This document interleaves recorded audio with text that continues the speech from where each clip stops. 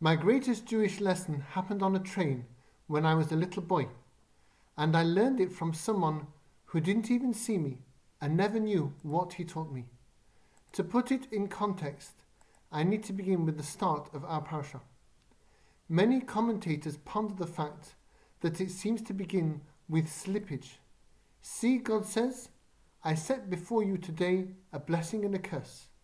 A blessing if you will listen to the commandments of the Lord, and a curse if you will not listen.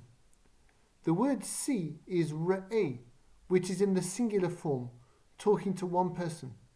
Yet lifnechem, meaning before you, in the same sentence, is in the plural form, talking to many people. It looks like Moshe begins by speaking to one person and ends up speaking to many people. How are we to understand this?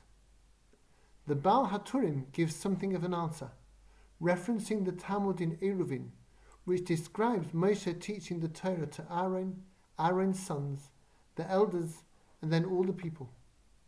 Moshe was one person, but he took great pains to teach the Torah to everybody. One bearer of Torah became an entire nation of Torah scholars. This call of Re'eh resounds in us all every year at the start of Elul, the final run-in to Rosh Hashanah, our last chance to get a proper perspective on ourselves at the death of the old year and the birth of the new one. It reminds us not to underestimate the power of our own spirituality. Whether we like it or not, each of us raises up the next generations of the Jewish people for better or for worse. That's what happened to me on that train. I grew up in the shadow of anti-Semitism, as the streets where we lived could be rough, and I would wear a cap out in the street instead of a kippah. One Sunday afternoon, I was on a train trip with my family, and I saw Mr. Goldberg, my lovely, saintly, gentle Chumash teacher, walking along the train carriage.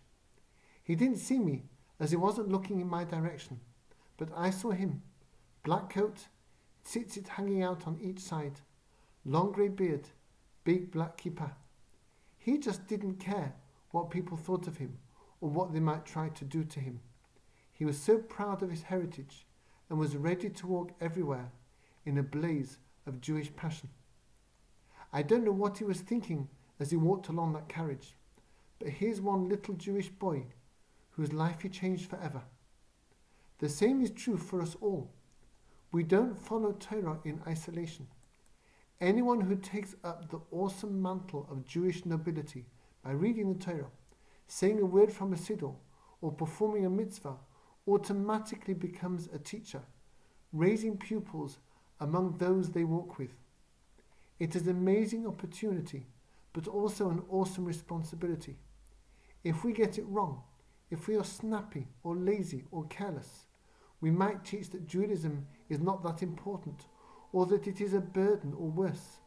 We have to watch our step. This magic from Moshe is strong stuff. The legacy of a Jew whose soul shines with Torah can find expression in the most unexpected situations, surfacing in the most unexpected contexts in all its beauty. So I conclude by saluting the unknown Jews in Israel and the United States who, across the world, and perhaps many years ago, unwittingly lit a fire in the hearts of their fellow countrymen who represent them now at the Olympics.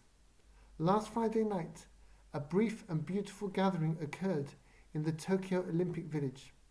About a dozen Israeli and American athletes gathered together in a locker room, and one of their number lit Shabbos candles and made Kiddush.